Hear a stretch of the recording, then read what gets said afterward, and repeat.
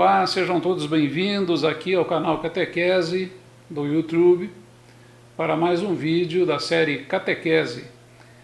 Se vocês puderam observar, nós fizemos a troca do nome do canal no YouTube de Acorda Limeira para Catequese.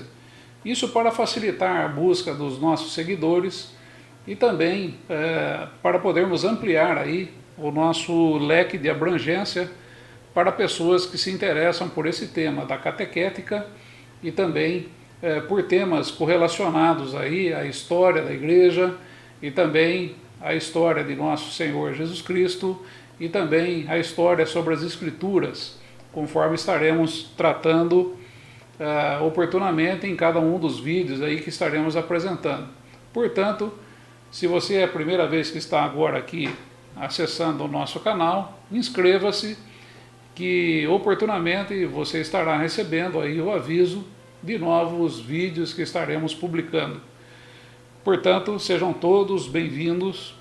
O tema de hoje estaremos tratando aqui, sempre deixando claro que estaremos abordando aspectos históricos, aspectos acadêmicos a respeito do cristianismo, a respeito das Escrituras e também a respeito de Nosso Senhor. E, portanto, não entraremos em discussões de questões teológicas, porque isso não faz parte do nosso objetivo primeiro, que é exatamente trazer a história de como o cristianismo foi fundamentado, né? A história sobre uma série de personagens que habitavam aquele tempo, que ali estavam, e das quais eu desenvolvo uma determinada pesquisa aí já há mais de 40 anos e, portanto, possuo e também tenho a intenção de estar passando para vocês esse conteúdo. Sempre deixando claro que é muito fácil você fazer qualquer tipo de consulta a respeito das coisas que estarei aqui deixando. Basta você entrar no Google da vida e estar digitando ali os nomes dos personagens, as datas e os acontecimentos, que você poderá obter aí uma informação, um volume muito maior de informação, porque tem muita coisa aí disponível, muita coisa de boa qualidade, né? Basta fazermos aí a pesquisa da maneira correta e sempre atentando, né, para o bom senso, tá? Sempre atentando para o bom senso, e aí nós estaremos no caminho correto para termos aí uma ideia global a respeito daquilo que foi a origem do cristianismo e também a história da igreja. Particularmente estarei abordando a Igreja Católica. Muito bem, o tema de hoje proposto seria exatamente as origens do Novo Testamento. As origens do Novo Testamento. O Novo Testamento, conforme conhecemos aqui nas igrejas do Ocidente, ele é composto de 27 livros, a saber, Mateus, Marcos, Lucas e João, Atos dos Apóstolos e depois as 13 cartas paulinas, né? A carta aos Hebreus, que inclusive aqui a carta aos Hebreus já deixo já de antemão para vocês que ela provavelmente não foi escrita por Paulo, né? E vou explicar isso aqui logo a seguir. As epístolas católicas, consideradas católicas, mas não por isso sejam correlacionadas à Igreja Católica, né? Que são Tiago, 1º, 2º Pedro, 1º, 2º, 3º João e Judas, né? E também o Apocalipse de João, né? Então esses seriam os 27 livros que compõem o Novo Testamento aqui das igrejas do Ocidente, né? Basicamente é isso. E quando comentei aqui a respeito da carta aos Hebreus, né, existe uma possibilidade, ou melhor, uma grande parte dos exegetas já concordam que o tipo de escrita da carta aos Hebreus não pode ter sido feita por Paulo. Paulo possuía uma dialética diferente, né? E o que foi colocado ali na carta aos Hebreus, ela é totalmente distinta e, portanto, provavelmente tenha sido escrita por Apolo, que inclusive é mencionado em Atos dos Apóstolos como sendo um grande escritor, um potencial escritor. E provavelmente essa carta aos Hebreus tenha sido, então, obra de Apolo. Muito bem. Se nós formos considerar, por exemplo, em que período, né, foram escritos esses livros, né, provavelmente em cerca de 20 anos após a morte de Cristo e em torno de 100 anos no máximo, nesse período de tempo, entre 20 e até os anos 100, aproximadamente 80 anos, que foram escritos aí os livros que compõem o Novo Testamento. Alguns desses livros, né, eles possuem até vamos dizer assim, uma data de provável escritura um pouco mais adiantada, né? Mas, em média, nós trabalhamos com esse espaço de tempo, entre 20 anos após a morte de Cristo e 100 anos após a morte de Cristo. E um detalhe muito importante é que se esses livros fossem ordenados em ordem cronológica, né, nós teríamos aí o primeiro livro, seria a Carta de Paulo aos Tessalonicenses, que foi escrito por volta do ano 50, e portanto não seria o Evangelho de Mateus conforme está lá. O segundo seria daí o Evangelho de Marcos. O Evangelho de Marcos seria o mais antigo, né? Marcos, que deve ter sido escrito por volta do ano 75, né? Então ele seria, vamos dizer assim, o primeiro dos evangelhos sinóticos, né? Sinóticos de Marcos, Mateus e Lucas. Teria sido o primeiro evangelho a ter sido escrito, inclusive servindo de base para os evangelhos de Mateus e de Lucas. E os evangelhos de Mateus e Lucas, eles foram escritos provavelmente em torno do ano 80 e do ano 90, os anos 80 e 90. Nesse espaço de 10 anos é que foram escritos os dois de Mateus e de Lucas, né? Já o evangelho de João, ele tem uma concepção cristológica absolutamente diferente, né? E, portanto, inclusive existe aí as especulações que até Filon de Alexandria pode ter sido o escritor do Evangelho de João, porque ele já apresenta um Cristo de uma dimensão totalmente diferente daquilo que está sendo colocado nos Evangelhos sinóticos. E a obra, provavelmente a datação do Evangelho de João, segundo estudos, ele está em torno de 90, entre o ano 90 e 110, né? Portanto, em torno de 80 anos aí após a morte de Cristo é que foi escrito, né, aquilo que nós conhecemos hoje como o Evangelho de João. E alguns estudiosos colocam até num período mais tardio, colocam até 130, o ano 130, até 100 anos depois, né, da morte de Cristo, como sendo aí a data em que foi produzido o Evangelho de João. Já os Atos dos Apóstolos foi escrito também, como Mateus e Lucas, entre os anos 80 e os anos 90.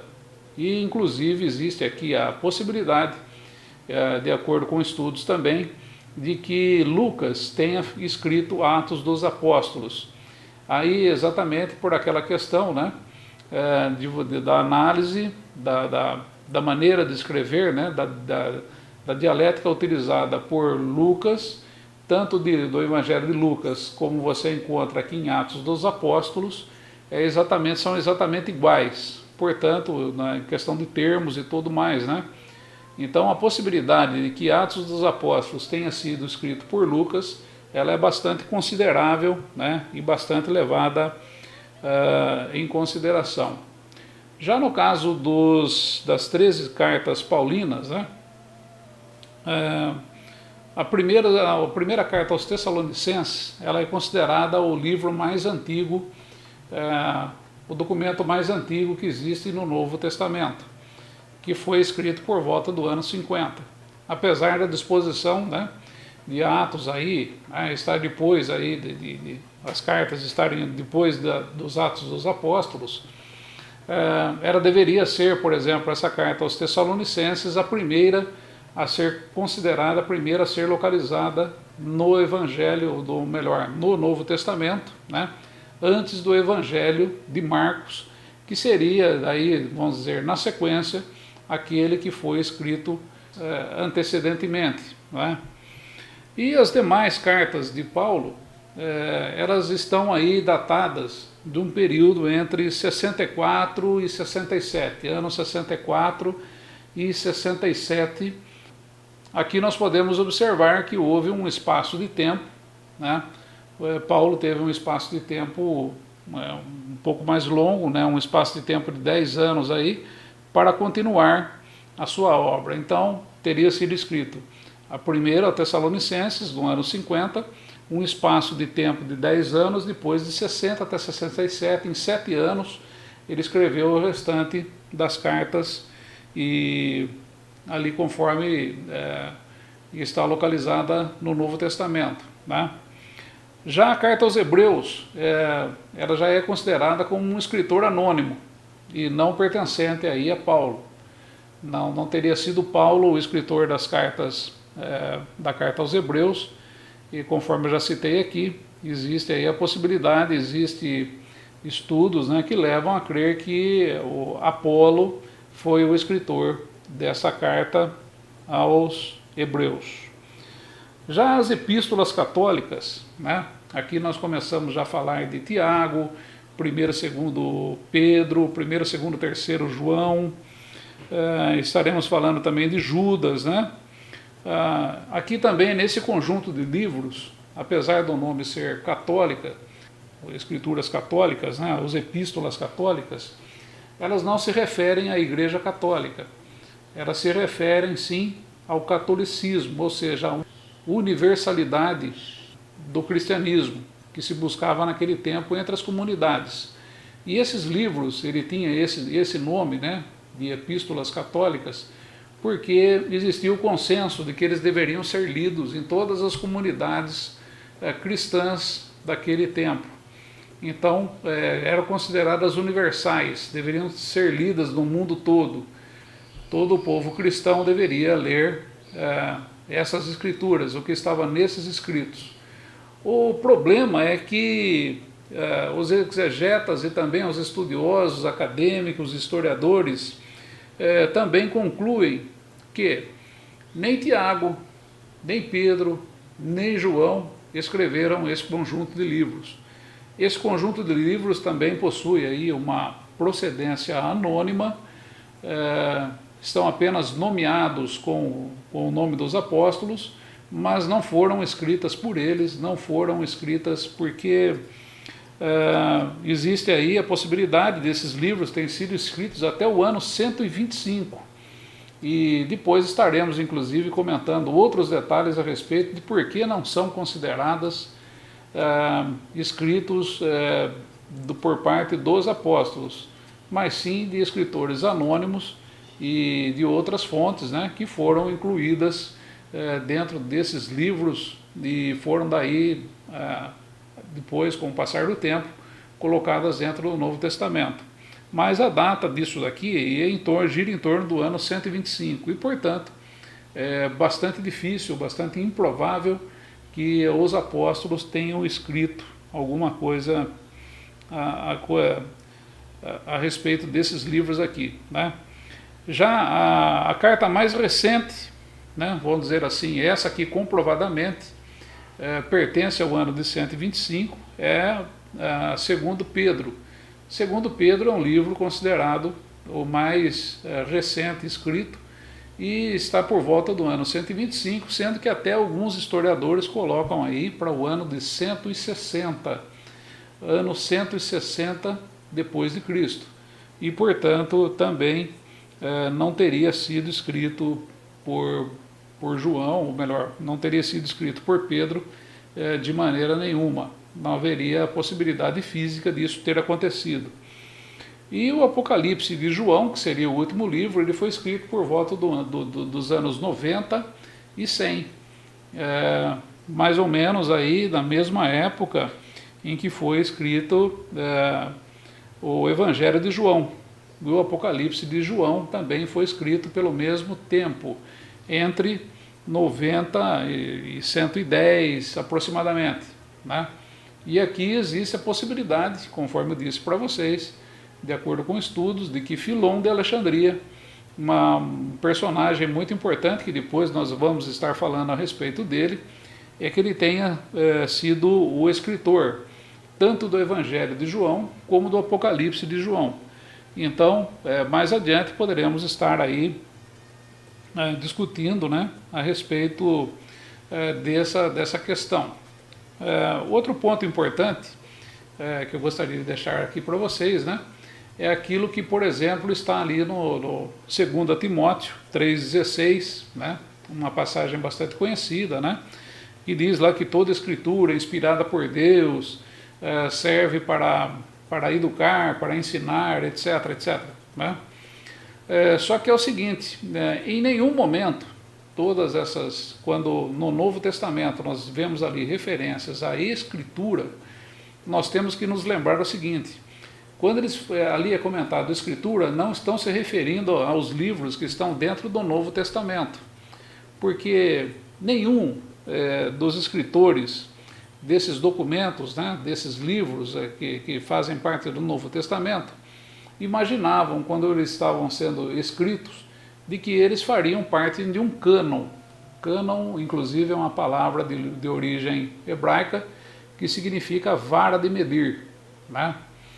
E no caso, o Novo Testamento, ele é um cânon, ele é uma vara de medir, ele é um livro de regras, um livro considerado, escritos que são considerados sagrados, mas dentro de um determinado padrão, tá? Então, quando os escritores desses livros, quando eles estavam sendo escritos, né, foram escritos todos separadamente, nenhum deles tinha a ideia de que esses livros fariam parte de um cânon, ou seja, daquilo que nós conhecemos como Novo Testamento. Quando eles falam em escrituras aqui, eles estão se referindo à Septuaginta, né, que seria a Bíblia hebraica, que foi traduzida para o grego, né, e tinha o nome de Septuaginta, ou ainda ele pode estar se referindo à Massorética, que é uma outra versão da Bíblia hebraica, ou da Torá samaritana. Então, que a Torá samaritana, a Massorética e a Septuaginta eram os três modelos, as três versões da Bíblia hebraica que existia naquele tempo, por volta desse tempo aqui que está sendo, em que foram escritos esses documentos, que posteriormente acabaram fazendo parte aí daquilo que nós conhecemos como Novo Testamento. Então, oportunamente, estaremos discutindo, né, porque existe apenas uma situação em que o termo Escritura não se refere, dentro do Novo Testamento, existe apenas um momento em que o termo Escritura não se refere à Bíblia hebraica, tá? Porque os escritores, eles não tinham ideia, esses documentos foram escritos separadamente e, portanto, muito posteriormente, muito depois, é que esses documentos foram reunidos, tá? Foram reunidos e foram tratados de uma forma, vamos dizer assim, em agregar, em se formar um cânon, em se formar um livro de postulados aí a respeito do cristianismo. Poderemos ver logo a seguir, né, com uma série de personagens que estarei abordando aqui, que essa questão ela foi sendo depois desenvolvida com o passar do tempo. Ou seja, esses livros não foram escritos e já considerados sagrados, eles acabaram passando por uma avaliação de uma série de escritores, de uma série de outros presbíteros. Inclusive aqui eu gostaria de abrir um pequeno espaço. A palavra presbítero, né? A palavra presbítero em grego, ela tem um significado que é muito diferente daquele significado que nós temos hoje da palavra presbítero. A Igreja Católica acabou utilizando a palavra presbítero para a denominação de padres, bispos. Já naquele tempo, né, do tempo pós a morte de Cristo e até a efetiva instituição da Igreja Católica, a palavra presbítero era utilizada para o termo no sentido de ancião, daquele que era o mais antigo, daquele que era o sacerdote, ou melhor, o guia espiritual. E o presbítero, ele era escolhido pela comunidade. Ele não era determinado, não era apontado, não era designado por nenhuma outra instituição. Quem escolhia os presbíteros eram as comunidades. As pessoas se reuniam e diziam, bom, hoje fulano, agora fulano é o nosso presbítero. E assim era até a morte dele. Quando ele falecia, daí um outro presbítero era indicado, e dessa forma é que acontecia na igreja primitiva, na igreja antiga, conforme nós estaremos posteriormente aí fazendo um apanhado a respeito disso, né? Também, porque é muito interessante essa questão, porque nós já vemos aqui uma grande diferença, pois na igreja primitiva, na igreja pós-morte de Cristo, até a instituição da Igreja Católica, os líderes espirituais cristãos eram designados pelas comunidades, eram eleitos pelas comunidades e eram elevados a essa condição pelas comunidades e não eram indicados por uma instituição que os enviasse até lá.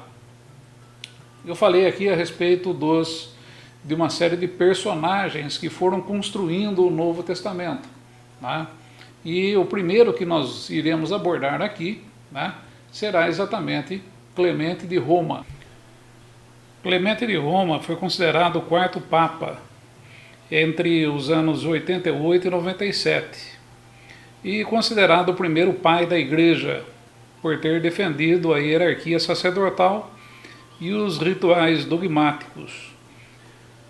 Quando os bispos nomeados pela Igreja de Roma, eles, conforme eu estava dizendo aqui, né, os presbíteros eram nomeados pelas comunidades, e daí quando chegou a Igreja de Roma, né, ela começou a se institucionalizar, esses presbíteros que eram enviados, né, os padres, bispos que eram enviados pela Igreja de Roma, eles eram expulsos, né, pelos fiéis e pelos presbíteros eleitos pelas comunidades. Então havia aí uma certa, vamos dizer assim, animosidade, né, entre eles e o Papa Clemente, né, o Clemente de Roma. Ele foi aquele que defendeu, né, aqueles que eram enviados por Roma, né, para serem aí presbíteros. Inclusive isso é um fato muito interessante, já no ano 100, ou seja, Roma já interferia, tentava interferir nas comunidades, né, a partir daí enviando aí seus indicados. Porém, eles não eram muito bem aceitos entre o meio das comunidades e acabavam sendo expulsos pelo povo e por aqueles que vamos dizer assim, elegiam, né, os presbíteros. No caso, Clemente de Roma, ele escreveu uma carta muito importante, que foi a Epístola de Clemente aos Coríntios, e exatamente falando a respeito desse tema, da expulsão dos indicados por Roma para estarem no meio dos cristãos e que acabavam sendo expulsos pelos presbíteros e pelas comunidades. E no caso, Clemente de Roma, ele fazia aqui menções a trechos, né, daquilo que nós conhecemos hoje como o Antigo Testamento. E ele falava ali com relação às Escrituras, né, Escrituras, no caso aí referindo-se ao Antigo Testamento.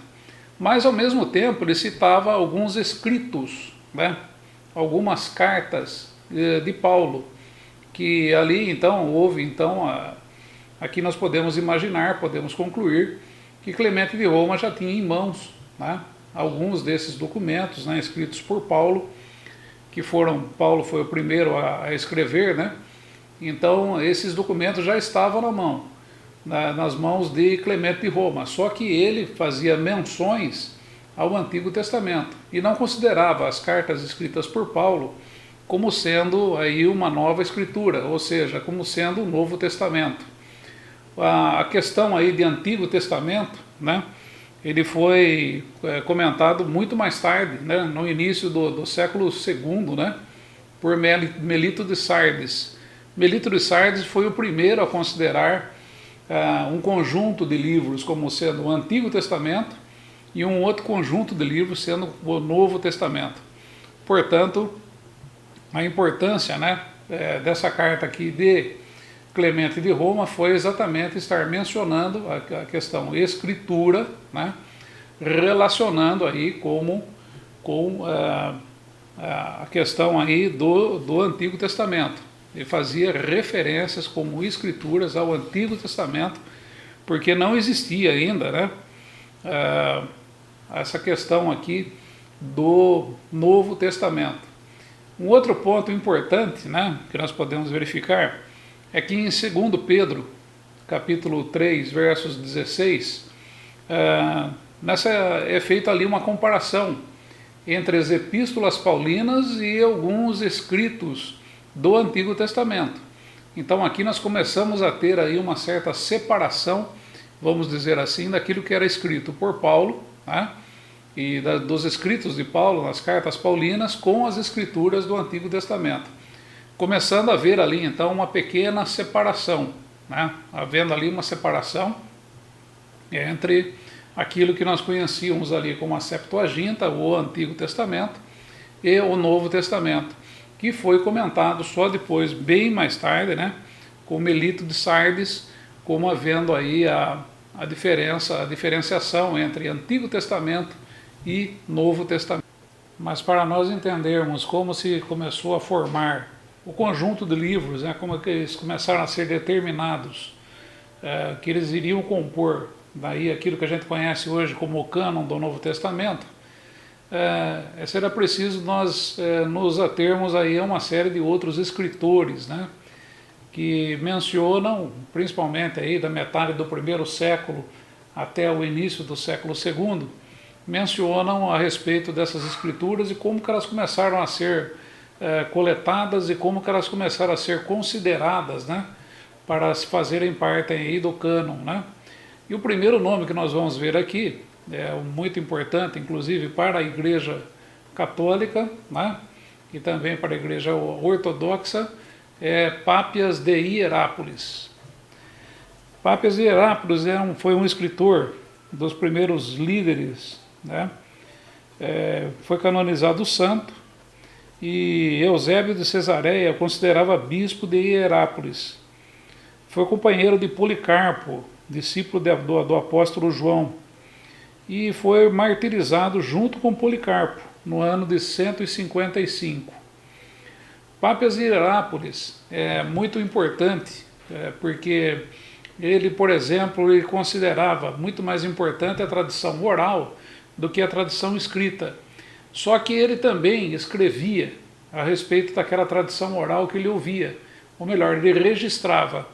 Então, Pápias de Hierápolis era um escritor que, ao mesmo tempo, ele coletava as informações e acabava ali escrevendo aquilo que ele ouvia. Então, foi de grande importância muito dos seus escritos, né, e também de Eusébio de Cesareia, porque pôde-se ali manter, né, uma certa, aquilo que era a tradição oral da igreja primitiva. Nós temos aí hoje alguma coisa registrada através de Pápias de Hierápolis. E para nós compreendermos como é que pensava Pápias de Hierápolis, vamos observar esse pequeno texto que foi transcrito aí por Eusébio de Cesareia sobre Pápias de Hierápolis. E não hesitarei de juntar minhas interpretações, também para vosso benefício, tudo que eu tenha em algum momento certificado com precisão e guardado em minha memória, conforme recebi dos presbíteros e registrei em ordem para fornecer confirmação suplementar à verdade por meu testemunho, pois jamais tive prazer, como muitos, em ouvir os que dizem muitas coisas, mas aos que ensinam a verdade, nem os que registram preceitos estrangeiros, mas os que são dados pelo Senhor, para a nossa fé e que vêm da própria verdade. Mas quando encontrava alguém que tivesse sido seguidor dos presbíteros em qualquer lugar, fazia questão de inquirir quais eram as declarações dos presbíteros, o que foi dito por André, Pedro ou Filipe, o que foi dito por Tomé, Tiago, João, Mateus ou qualquer outro dos discípulos de nosso Senhor, o que foi dito por Ariston e pelo presbítero João, discípulos do Senhor, pois não penso que eu me tenha beneficiado com os livros, tanto quanto me beneficiei com a voz viva dos que ainda vivem. Nós pudemos observar aí, através de Pápias de Hierápolis, até ali a metade do segundo século, a igreja primitiva ela dava muito mais importância a uma tradição oral do que uma tradição escrita. Isso ficou bastante claro nisso que ele escreveu, né? E inclusive tem um detalhe muito importante: aqueles os presbíteros, né, que eram os anciãos, ou seja, os guias espirituais das comunidades, eles conseguiam galgar o poder, eles conseguiam ter o poder exatamente por terem tido, alguns deles, né, contato direto com os apóstolos. Aqueles que tiveram contato direto com os apóstolos, esses sim tinham um poder acima, né, das outras pessoas, para poderem ser seus guias espirituais e para poder falar em nome daquela igreja primitiva, que ainda não existia formalmente, mas ali se desenvolvia então, né, toda essa questão. Não existia um conjunto de livros, não existia, as escrituras ainda não eram conhecidas, né, conforme pode se verificar aí bastante claro, né, no que dizia Pápias de Hierápolis, sendo que seria muito mais importante a tradição oral, aquilo que ele ouviu falar, aquilo que ele ouviu contar, aquilo que ele conversou com pessoas que estiveram com contato próximo, né, aí aos apóstolos, né, e apesar de Pápias de Hierápolis não ter tido contato direto com os apóstolos, ele se baseou muito naquilo que aquelas pessoas, os anciãos, as outras pessoas contavam para ele, né? Isso é conhecido como tradição oral. A tradição era muito importante, a tradição oral naquela época. Então, aqui ficou bastante claro, então, que não existia um conjunto de livros e aquilo que era contado, né, de boca em boca era muito mais importante do que aquilo que estava sendo escrito. Mas qual teria sido o fato que, vamos dizer assim, após a metade do segundo século, acabou trazendo à tona, acabou chamando a atenção para que a necessidade de se juntar os escritos a respeito de Cristo, né, juntar aí todos esses livros que hoje nós conhecemos aí como o Novo Testamento. E aqui nós temos que reportar uma figura muito importante, que foi Marcião de Sinop. Sinop acabou sendo muito importante para o cânon do Novo Testamento, mas ele tinha um pequeno problema. Marcião foi considerado o primeiro grande herege da igreja cristã, do cristianismo, né? Porque ele propunha uma ruptura total com o judaísmo, né? com os preceitos judaicos, com a tradição judaica que ela estava entrelaçada com o cristianismo ainda naquele tempo. E Marcião de Sinop ele foi muito importante para o cânon porque ele foi o primeiro a se preocupar em lançar um conjunto de escrituras que era composta pelo Evangelho de Lucas e mais 11 cartas de Paulo. Sendo que inclusive as cartas paulinas, essas cartas que Marcião havia escolhido, ele próprio acabava editando essas cartas e retirando de dentro qualquer tipo de preceito judaico que ele encontrasse ali. E a heresia de Marcião ela consistia na questão de que ele considerava o Deus do Antigo Testamento como um Deus primitivo e que Jesus o Deus de Jesus, o Pai de Jesus, né? Esse sim seria o Deus mais aperfeiçoado, um Deus mais perfeito, né? Inclusive ele considerava o Deus do Antigo Testamento um Deus maligno, um Deus mau, né? Então Marcião de Sinop, que inclusive ele era filho do bispo de Sinop, veja bem que Marcião ele tinha uma referência, ele foi filho do bispo de Sinop, só que com a visão teológica que ele tinha, né, ele acabou aí editando esse primeiro livro, e esse primeiro livro acabou causando um grande problema para a igreja da época, porque ele acabou sendo seguido, inclusive Marcião, por uma série de pessoas, né, que eram chamados de marcianitas, né? E os marcianitas, inclusive, eles perduraram até o final do século II, só para vocês terem uma ideia, né, de qual foi o tamanho daquilo que causou, né, o conjunto de livros de Marcião naquele tempo. Então, naquele momento, né, as comunidades começaram a tomar consciência de que era preciso haver um conjunto de escritos, né, inclusive para evitar as heresias, né, conforme Marcião estava acontecendo com Marcião. E existiam outras heresias, outras disputas acontecendo ao mesmo tempo, sendo que aí então se chamou a atenção das comunidades para que se fosse elaborado ali um conjunto de regras, né, um conjunto de livros que seria, vamos dizer assim, a base daquilo que estava se conversando.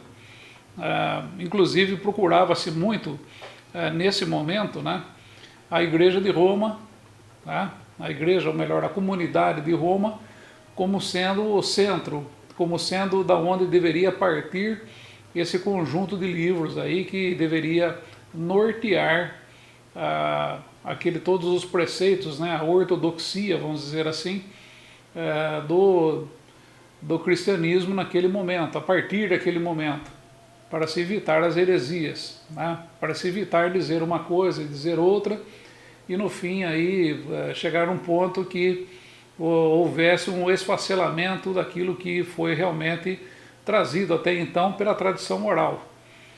E Marcião, então, ele teve um papel preponderante exatamente quando ele editou um livro, né, da própria ideia dele, onde ele fazia uma edição das cartas de Paulo e colocou ali junto ali o Evangelho de Lucas, e tentava passar aquilo como sendo o que existia de verdadeiro. Mas não foi aceito, ele inclusive acabou excomungado, né? E a partir de então começou-se dentro da igreja, das comunidades, melhor dizendo, né? Da igreja formada pelas comunidades, um movimento para que se formasse aí aquilo que nós conhecemos como o cânon do Novo Testamento. E agora temos que ver aqui um personagem muito importante nesse momento, que foi Justino Mártir. Justino Mártir foi um teólogo romano do século II e que foi decapitado no ano 165. E Justino Mártir, ele deixou alguns escritos, né, e algo muito importante que foi que ele mencionava a utilização dos 4 evangelhos, né, dos 4 primeiros, né, Marcos, Mateus, Lucas e João, como sendo aqueles que deveriam ser a base do cristianismo e das comunidades cristãs ali naquele momento. Então Justino Mártir, inclusive ele usa esse mártir, né, por ter sido martirizado, ele foi o primeiro a escrever e a mencionar o uso, né, corrente dos 4 livros, né, os 4 primeiros livros, né, do Novo Testamento, como sendo aqueles mais autênticos, aqueles que deveriam ser seguidos ali pela igreja e pelas comunidades naquele momento. E muito importante também foi um aluno, né, de Justino Mártir, que era conhecido como Tacião. Tacião, ele escreveu uma obra muito interessante por volta do ano 170, que era conhecida como Diatessaron. O Diatessaron, na verdade, veio atestar, né, aquilo que ele havia aprendido com Justino, ou seja, era uma coletânea dos 4 evangelhos, né, só que todos eles na sequência, tá? Entende? Como se fosse um livro único, os 4 evangelhos. E esse Diatessaron, esse livro, ele foi muito utilizado pelas igrejas que estavam surgindo no Oriente naquele tempo. E perdurou ainda por muito tempo sendo lido, né, o Diatessaron entre as comunidades do Oriente, e perdurou ainda por muito tempo, quase um século depois, ele ainda estava sendo utilizado ali, né? E na sequência, né, de Tacião, nós devemos comentar aqui a respeito de Irineu de Leão. Irineu de Leão foi um bispo grego, teólogo e escritor católico, considerado santo pela Igreja Ortodoxa, que no início do século II lutou contra o gnosticismo, né? E Irineu de Leão, ele foi muito importante porque ele já considerava ali um conjunto de livros, né, muito já bem aproximado com aquilo que nós temos hoje aí como sendo o cânon do Novo Testamento, tá? Só que é muito interessante que, por exemplo, ele excluía, né, dos escritos, né, Irineu de Leão, ele tinha ali os livros, né, só que ele, por exemplo, da Bíblia atual que nós temos hoje, ele excluía dali Hebreus, 2º e 3º João, Tiago, 1º e 2º Pedro, e um livro muito interessante que ele também utilizava, que era o Pastor de Hermas. O livro se chama O Pastor e foi escrito pelo escritor Hermas. O Pastor de Hermas já era considerado, vamos dizer assim, uma leitura, né, bastante recorrente dentro da igreja, dentro das comunidades católicas naquele tempo. Então, isso no início do século II. Porque o que acontecia? Existia uma centena, né? Existiam muitas vertentes aí do cristianismo. Aquilo que nós conhecemos como catolicismo hoje, né? Aquilo que nós conhecemos como catolicismo após o cânon do Novo Testamento, né, era apenas uma linha a ser seguida. Mas existiam centenas de outras. Por quê?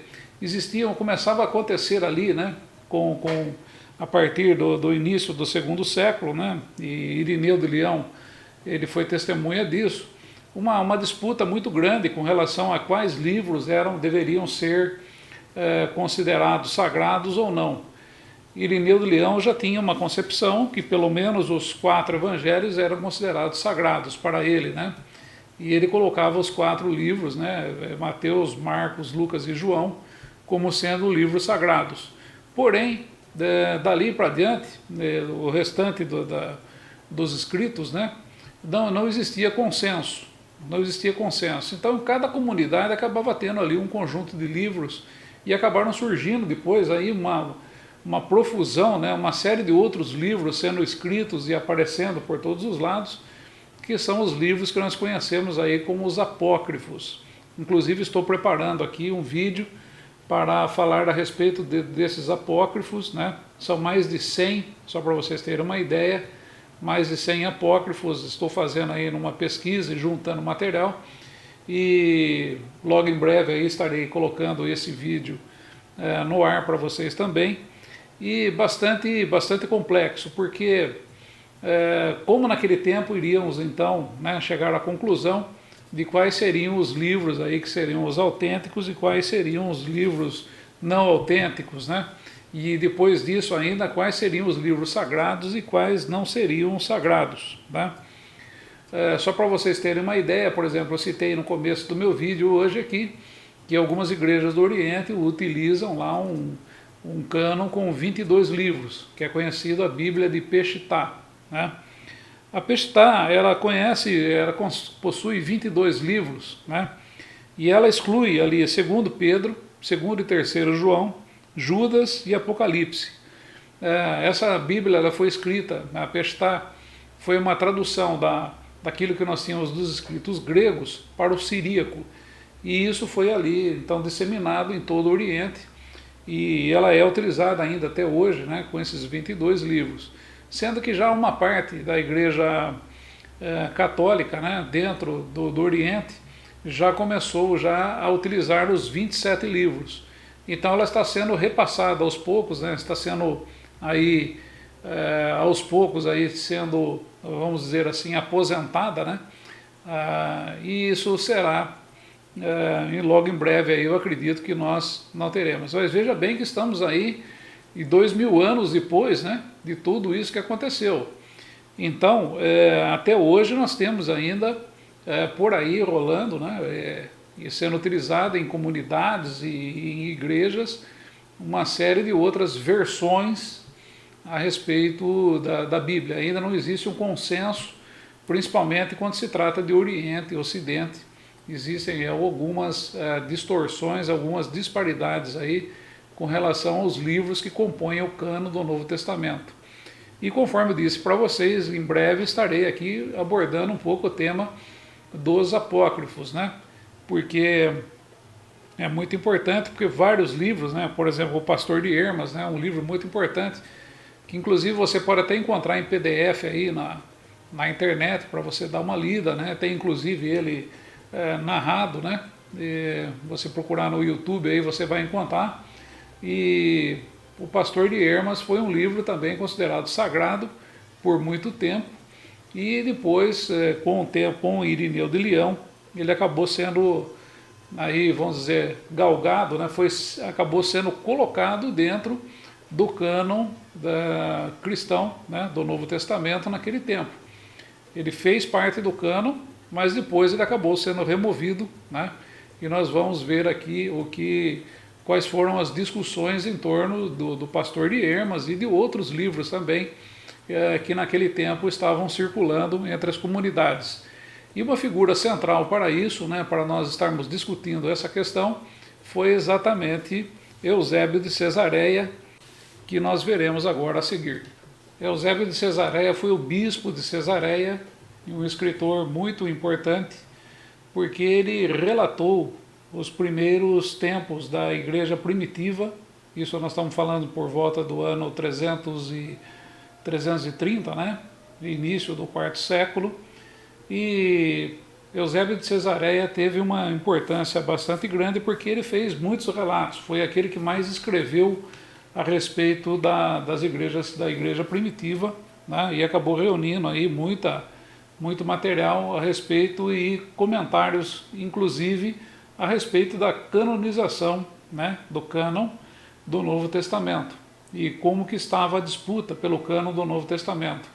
E ele tem ali, ele acabou escrevendo ali logo após o Concílio de Nicéia, né, aquilo que nós vamos começar a ver a seguir aqui, né, são fatos absolutamente importantes e que nos demonstra como foi o andamento e qual era a ideia, né, naquele momento das comunidades, em como que estaria sendo estruturado o cânon. Vamos ver aqui agora um trecho do livro 3 de Eusébio de Cesareia, 3:25 de Eusébio de Cesareia, para começarmos a entender essa problemática. Esse também parece o devido lugar de apresentar uma declaração sumária dos livros do Novo Testamento já mencionados. E, aqui, entre os primeiros, deve ser colocada a Santa Tétrade dos Evangelhos. Esses são seguidos pelo livro de Atos dos Apóstolos. Depois desse, deve-se mencionar as epístolas de Paulo, as quais são seguidas pelas reconhecidas primeira epístola de João, bem como a primeira de Pedro, a ser de igual modo aceita.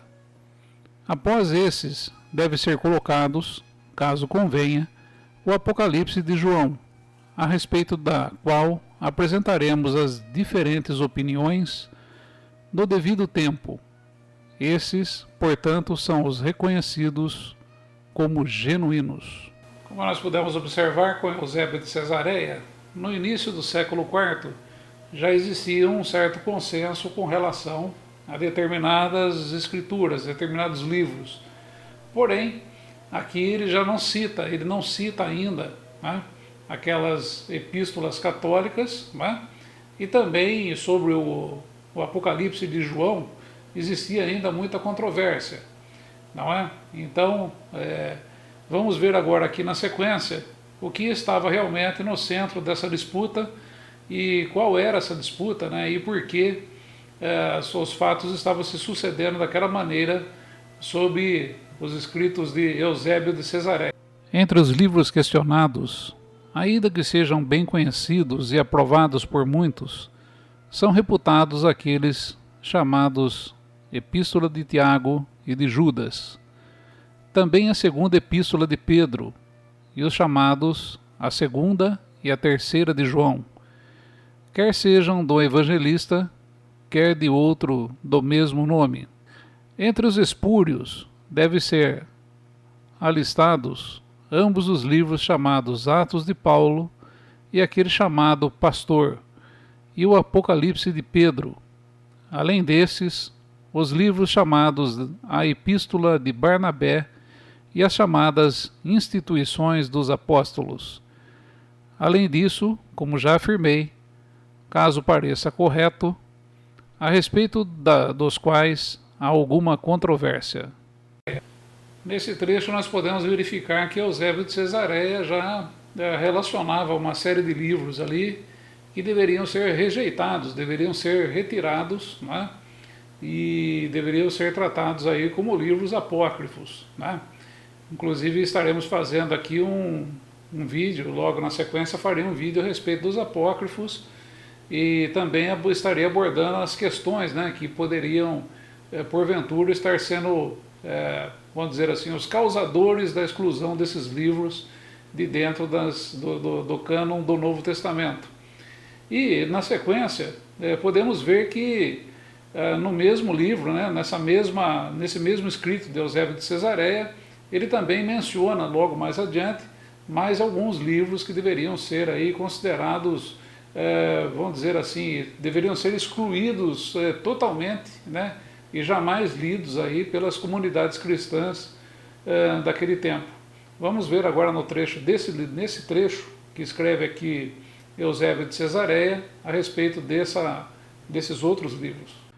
Assim teremos condições de conhecer esses livros e os citados pelos hereges, sob o nome dos apóstolos, contendo livros como os Evangelhos de Pedro, Tomé e Matias, e outros além desses, ou contendo os Atos dos Apóstolos de André, João e outros, dos quais nenhum daqueles escritores da sucessão eclesiástica dignou-se a fazer alguma menção em suas obras. E de fato, o caráter e o estilo em si é muito diferente dos apóstolos, e os sentimentos e o propósito dessas coisas que são neles apresentadas, desviando-se no máximo da ortodoxia sadia, provam, evidentemente, serem ficções de homens heréticos, de modo que não devem ser alistados entre os livros espúrios, mas completamente rejeitados como totalmente absurdos e ímpios.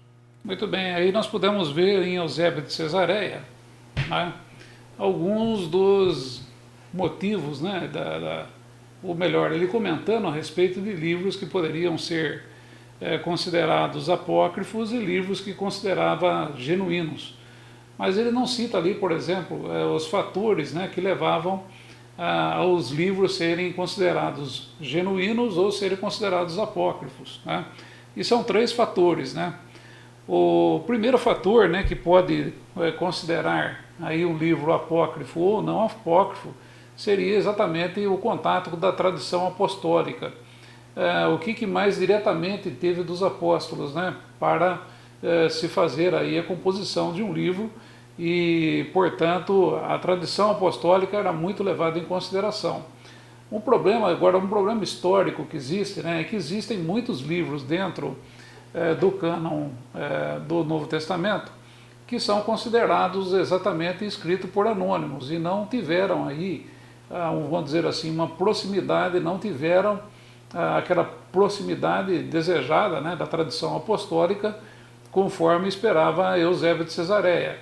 E, portanto, aí gera-se uma pequena uma dúvida, né? Porque existem livros aí que foram aceitos, né? Não por uma questão de tradição apostólica, foram aceitos assim, inclusive sem saber quem os havia escrito, mas eles estão hoje aí fazendo parte do cânon do Novo Testamento.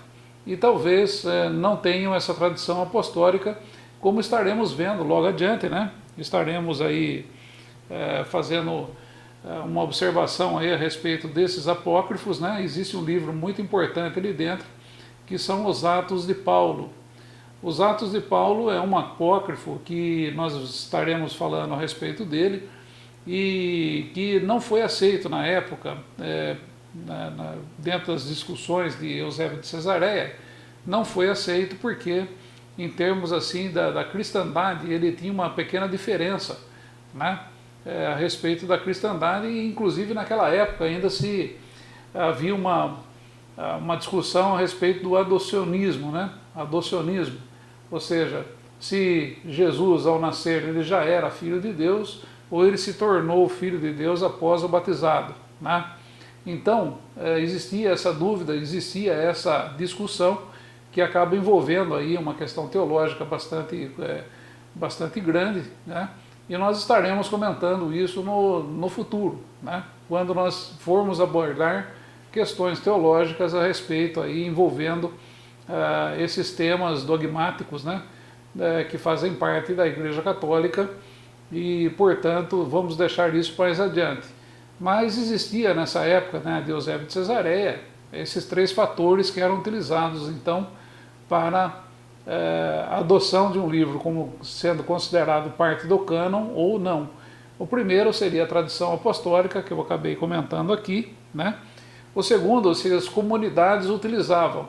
Livros que não eram utilizados pelas comunidades não era considerado, então, fazendo parte daquilo que nós conhecemos aí como o cânon do Novo Testamento. Eles eram rejeitados porque eram pouco utilizados. Se nós fôssemos observar nos dias de hoje, vários livros aí eu nunca vejo, né, pelo menos dentro daquilo que nós temos aí, dentro da liturgia da Igreja Católica, nunca são lidos, né? Então, vamos dizer assim, que se fossem o tempo de hoje, naquele tempo, com certeza vários livros que estão aí dentro do Novo Testamento seriam absolutamente desconsiderados, né? E a outra seria aí uma questão doutrinária, né? Vamos dizer assim, os livros eram escolhidos por uma construção de palavras que alinhasse com a mesma doutrina, né? E, portanto, aqui não entrava aquela questão de se os livros haviam sido inspirados ou não. Não existia aqui, vamos dizer assim, o quesito inspiração para estar colocando um livro como sendo parte do cânon do Novo Testamento ou não fazendo parte do cânon do Novo Testamento.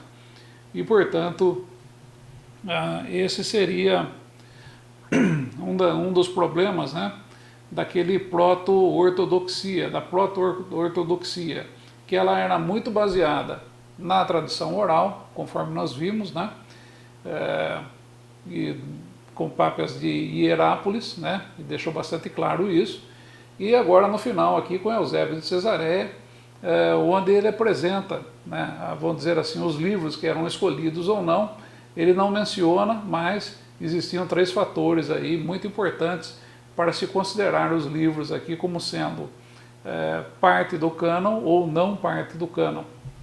Os escritos de Eusébio de Cesareia são importantes para que nós possamos compreender, né, que, por exemplo, uma teoria da conspiração que é bastante dita por aí, né, é que seria o imperador Constantino o responsável por ter ordenado os 27 livros que fazem parte do cânon do Novo Testamento. Isso não é verdade, acabou sendo aí uma historinha, a teoria da conspiração, né, bastante difundida devido ao filme do Dan Brown, né, Código da Vinci, só que isso não se traduz, não possui verdade, não possui realidade nenhuma, porque tudo isso, por exemplo, que Eusébio de Cesareia escreveu, foi escrito após o Concílio de Nicéia, e, portanto, ainda existia discussão a respeito daquilo que seria inserido no código, né, ou melhor, dentro daquilo que nós conhecemos como o cânon do Novo Testamento. Não existia consenso e isso estava sendo negociado entre comunidades e também discussões teológicas que ali estavam, né? Só para se ter uma ideia, depois do Concílio de Nicéia, né, existe um nome muito importante que é o de Atanásio, né, esse mesmo, Atanásio que teve uma discussão com Ário, ou do arianismo, né, a respeito da Trindade durante o Concílio de Nicéia. E cerca de 30 anos depois, Atanásio vem e faz ali uma relação com os 27 livros que comporiam o cânon do Novo Testamento, inclusive com o Apocalipse de João, que na época era aí o mais questionado. E, portanto, não houve, de forma alguma, influência de Constantino. A dúvida que existe a respeito de Constantino com relação a isso tudo é que Constantino estava naquela época fundando uma nova cidade, que era Constantinopla, né? E Constantinopla, ele ordenou que fossem feitas, né, fossem confeccionadas 50 Bíblias, né, para essa nova cidade de Constantinopla, e para que ali fosse introduzido, né, aquilo que da já então Igreja Católica, né, fosse difundida em Constantinopla. Só que não se sabe o que estava dentro dessas 50 Bíblias, né? Não se sabe o códex, né, que estava dentro, fazia parte das 50 Bíblias. Hoje só temos aí duas vamos dizer assim, versões, né, que é a Vaticanos e a Sinaíticos, né, que são parte dessas 50 Bíblias aí que sobraram, né, e muito complicado que façam parte, né, desse códex, do códex que estava dentro das 50 Bíblias de Constantino, porque elas não são padronizadas, são diferentes, né? A Sinaíticos não tem nada a ver com a Vaticanos, né? Então existe aqui uma pequena dúvida, mas as outras 48 Bíblias não foram encontradas, né? Foram encontradas somente essas duas, e mesmo essas duas aqui com padrões diferentes. Portanto, é mais um ponto para se atestar que, na verdade, não foi Constantino o responsável pela introdução dos 27 livros, e que foi, sim, comentado por Atanásio, 30 anos depois do Concílio de Nicéia, a respeito desses 27 livros que estariam compondo aí, o cânon do Novo Testamento, né?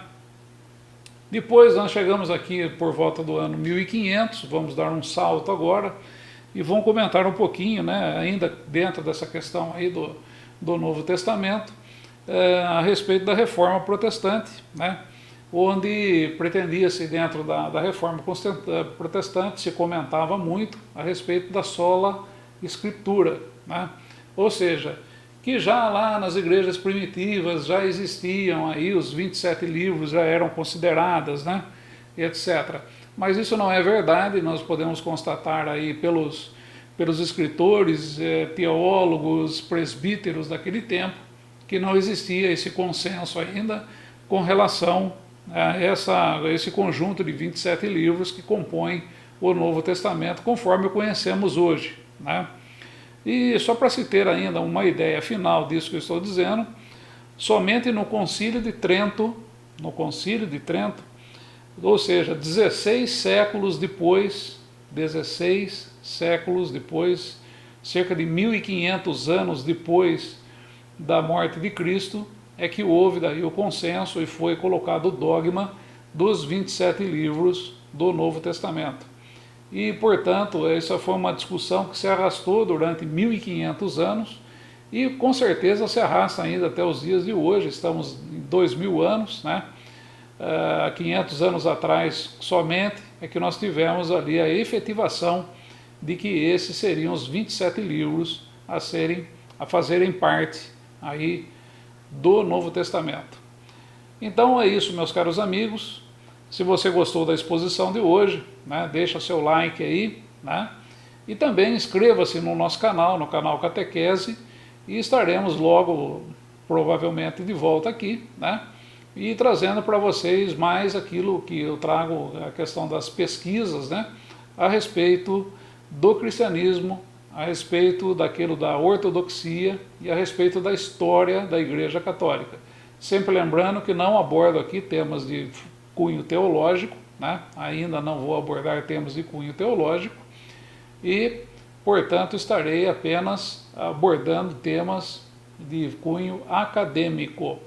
E no próximo vídeo, né, eu já tenho o material aqui separado para trazer para vocês, estaremos falando sobre os livros apócrifos que tanto foram citados hoje aqui e, portanto, para dar uma continuidade e não incluir agora, porque o vídeo iria ficar muito longo, né? Estou inclusive até sem voz aqui, estou bastante rouco, mas eu vou ainda fazer e vou, provavelmente dentro aí de uma semana, estar colocando aqui esse estudo, esse compêndio a respeito dos livros apócrifos.